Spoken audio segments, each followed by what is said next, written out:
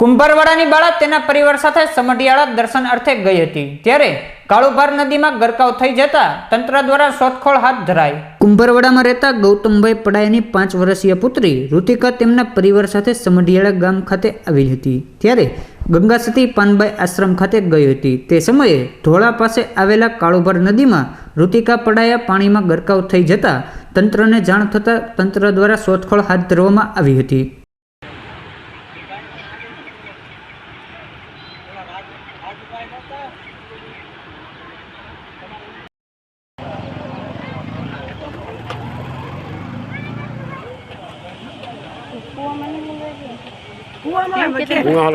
પાણી ઓછું થઈ ગયું તરીને ઉપર આવી જાય છોકરી તરત ગમે તેમ નાનું કે મોટું જીવ વયો જાય જીવ હોય ને ત્યાં એ આમાં ગંગા માં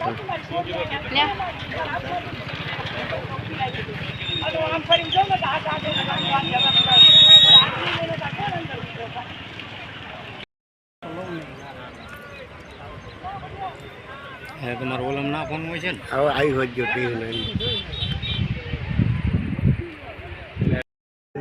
આ તો મરતો ઉભા રોડે. કોણ આવ્યો?